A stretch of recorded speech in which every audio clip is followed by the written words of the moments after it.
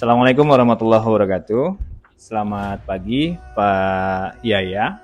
Izinkan saya untuk bisa meminta waktunya sebentar dalam Ya, kegiatan saya wawancara terkait program pendidikan guru penggerak. Saya di angkatan ke-7. Kali ini wawancara terkait dengan pengambilan keputusan manajemen dari kepala sekolah. Ada 8 pertanyaan yang akan saya tanyakan kepada Pak Yaya. Yang pertama, mohon dijawab dengan satu-satu ya Pak. ya, Yang pertama, selama ini bagaimana Bapak dapat mengidentifikasi kasus-kasus yang merupakan dilema etika atau bujukan moral? baik. Saya akan mencoba menjawab. Untuk masalah ini tentu saja adalah mengidentifikasi masalah, kemudian penggalian data dan informasi dari sumber yang memiliki masalah, kemudian juga mengambil informasi atau menggali dari teman-teman terdekat, dan kemudian berkomunikasi dan berkoordinasi kepada manajemen sekolah yang lain yang ada. Terima kasih. Pertanyaan kedua, selama ini bagaimana Bapak menjalankan pengambilan keputusan di sekolah, terutama untuk kasus-kasus di mana ada dua kepentingan yang sama-sama benar atau sama-sama mengandung nilai kebajikan? Ya, dalam hal ini memang kita terkadang atau pernah memiliki kasus yang sama-sama penting. Jadi untuk hal ini ya kita melihat mana yang lebih penting, kemudian kita musyawarahkan secara mufakat agar sama-sama memiliki manfaat, ataupun barangkali bahasanya itu tidak mengambil keputusan yang merugikan, yang lebih bahasanya mudaratnya lebih banyak. Ambil yang yang sedikit mudaratnya. Ya. Untuk pertanyaan ketiga, langkah-langkah atau prosedur seperti apa yang biasa Bapak lakukan selama ini? Yang pertama tentu saja kita mengkomunikasikan masalah itu, kemudian setelah itu kita berkoordinasi kepada pihak yang lain, dan kemudian kita mengkonfirmasi masalah itu kepada yang punya permasalahan, sehingga ini bisa berjalan dengan baik dan bisa diambil keputusan dengan baik pula. Ya. Selanjutnya, pertanyaan keempat, hal apa saja yang selama ini Bapak anggap efektif dalam pengambilan keputusan pada kasus-kasus dilema etika? Menurut saya yang paling efektif adalah dengan cara musyawarah, ya. Karena musyawarah itu jalan yang terbaik dalam setiap mengambil keputusan atau permasalahan, sehingga pihak-pihak tertentu yang memiliki permasalahan dia akan merasa bahasanya merasa senang karena kasusnya itu diselesaikan secara bersama-sama. Pertanyaan selanjutnya, pertanyaan keenam, apakah Bapak memiliki sebuah tata kala atau jadwal tertentu dalam sebuah penyelesaian kasus dilema etika? Apakah Bapak langsung menyelesaikan di tempat atau memiliki sebuah jadwal untuk menyelesaikannya? Bentuk atau prosedur seperti apa yang biasanya dijalankan? Ya, tentang tata kala dalam mengambil keputusan, kita lihat dari permasalahan. Kalau permasalahan itu memang harus segera diselesaikan atau kasusnya berat, maka kita selesaikan langsung pada saat itu. Tapi jika permasalahan itu dianggap ringan atau biasa saja, maka kita membuat atau terjadwal untuk penanganan kasusnya itu. Selanjutnya, pertanyaan ketujuh, adakah seseorang atau faktor-faktor apa saja yang selama ini mempermudah atau membantu Bapak dalam mengambil keputusan dalam kasus-kasus dilema etika? Ya, dalam mengambil keputusan tentu saja kita bagi dua ya. Pertama adalah mengambil daripada pendapat rekan sejawat atau teman, atau kita bisa mengambil atau meminta pendapat dari atasan kita atau pengawas kita. Ya, jadi dari rekan sejawat dan pengawas ya yang membantu. Ya. Pertanyaan terakhir nih Pak. Dari semua hal yang telah disampaikan, pembelajaran apa yang bisa dipetik dari pengalaman Bapak mengambil keputusan dilema etika? Hikmah yang bisa diambil tentu saja kita akan semakin dewasa, karena dengan kasus-kasus yang ada kita akan membandingkan setiap permasalahan itu, kemudian juga kita akan menentukan bahwa sikap dalam mengambil keputusan secara proporsional, sehingga boleh dikatakan kita bisa berbuat adil atau menempatkan permasalahan itu sesuai dengan porsi. Oke, terima kasih atas waktunya dan kesempatannya. Mudah-mudahan apa yang disampaikan bisa menjadi pembelajaran buat saya dan mampu saya implementasikan dan aplikasikan ke depannya nanti. Terima kasih. Assalamualaikum warahmatullahi wabarakatuh. Waalaikumsalam warahmatullahi Sebelumnya izinkan saya untuk mengambil. Saya Arif Rahman Fauzi dari SMK Negeri 1 Cilengsi, Kabupaten Bogor, dan saya adalah calon guru penggerak di angkatan ke-7. Kali ini izinkan saya untuk bisa mewawancari Bapak terkait dengan manajemen kepemimpinan, pengambilan keputusan. Dan alhamdulillah saya diberikan kesempatan di sini untuk bisa mewawancari Bapak. Ada beberapa hal yang ingin saya tanyakan, Pak. Yang pertama, selama ini bagaimana Bapak dapat mengidentifikasi kasus-kasus yang merupakan dilema etika dan rujukan moral? Alhamdulillah, saya Dr. Nasor, Kepala Sekolah SMP Komunikasi, mencoba membantu sesuai dengan tugas yang diberikan untuk menjawab pertanyaan-pertanyaan mungkin sebatas kemampuan, untuk nanti pada kurangnya mohon bisa dibetulkan. Pada prinsipnya untuk penanganan masalah etik perlu ada bagian dulu masalah ini masalah ringan, sedang atau berat, sehingga kita bisa melakukan analisa jauh lanjut dan menetapkan masalah ini perlu adanya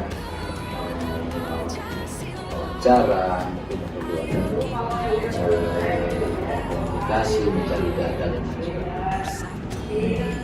Kemudian selama ini bagaimana Bapak menjalankan pengambilan keputusan di sekolah, terutama untuk kasus-kasus di mana ada dua kepentingan yang sama-sama benar atau sama-sama mengandung nilai kebajikan? Ya, ini kasus ini saya contohkan seorang guru yang memiliki masalahan dan kepala sekolah sebagai manajer dan merupakan kompetensi manajerialnya, sehingga harus mengerti latar belakang daripada permasalahan yang dialami. Kemudian kita juga perlu mencari, mendapatkan informasi terkait dengan klien yang mungkin akan kita hadapi, bisa melalui teman sejawat, itu dari keluarga dan sebagainya, sehingga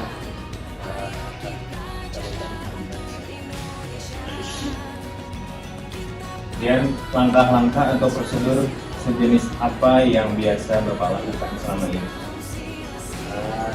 Sebelum mungkin secara administrasi kita akan melalui pendekatan yang personal, mungkin tidak harus dipanggil ke ruangan, tapi bisa ketemu saat istirahat, di luar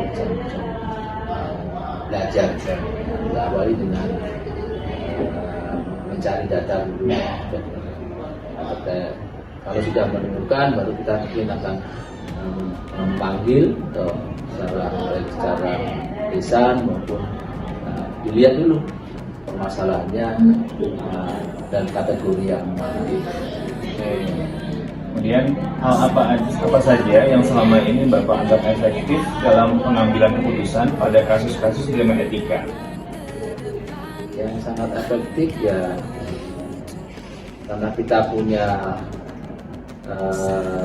manajemen, jadi ada Kalau Bapak kan sebagai kepala sekolah ada wakil-wakil yang ada di sekolah, sehingga melalui wakil-wakil ini bisa kita secara berjenjang, mungkin ada lewat wakil dulu, bisa ada penasehat, kemudian ada juga tanya dari pihak sampai ke Bapak pelaksananya. Baik. Kemudian hal-hal apa saja yang selama ini merupakan tantangan dalam pengambilan keputusan pada kasus-kasus dilema etika? Etika biasanya tantangan mungkin penanganan terhadap siswa. Nah, siswa mungkin yang emosional dan yang pada saat menghadapi siswa yang itu sekarang itu kan lagi tren misalnya bullying, jadi yang berarti bagaimana upaya kita untuk bisa berikan pengertian kepada guru yang bermasalah, yang punya temperamen yang mungkin ya ini akan mengakibatkan maupun institusi sekolahnya. Mudah-mudahan itu tidak akan terjadi. Amin. Kemudian, apakah Bapak memiliki sebuah tata krala atau jadwal tertentu dalam sebuah penyelesaian kasus dilema etika? Apakah Bapak langsung menyelesaikan di tempat atau memiliki sebuah jadwal untuk menyelesaikannya? Bentuk atau prosedur seperti apa yang biasanya dijalankan? Nah, seperti yang saya sampaikan tadi, kalau permasalahan itu harus segera cepat diselesaikan.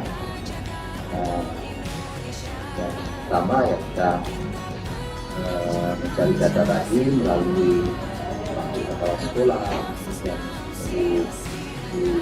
diagendakan, kemudian terjadwal untuk bisa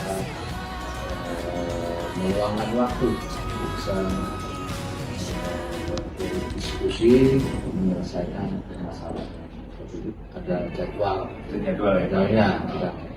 Baik itu mungkin bisa secara klasikal, tidak personal langsung.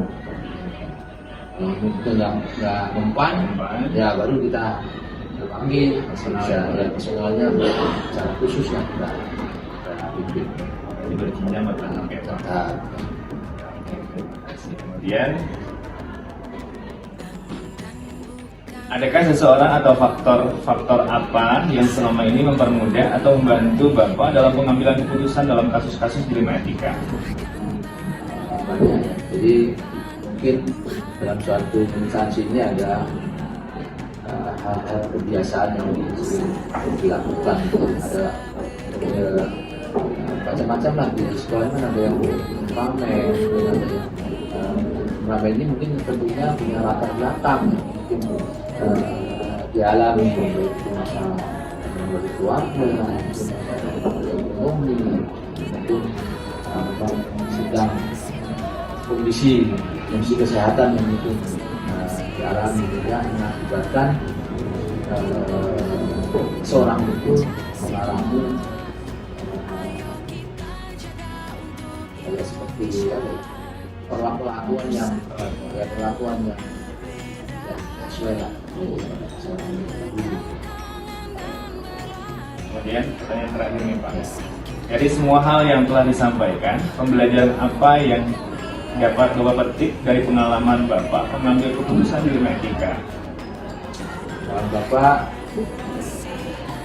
dengan metode yaitu mengadakan pertemuan, briefing, dan sebagainya itu secara rutin, sehingga secara preventif kita akan melakukan pembinaan, sehingga permasalahan akan diminimalisir.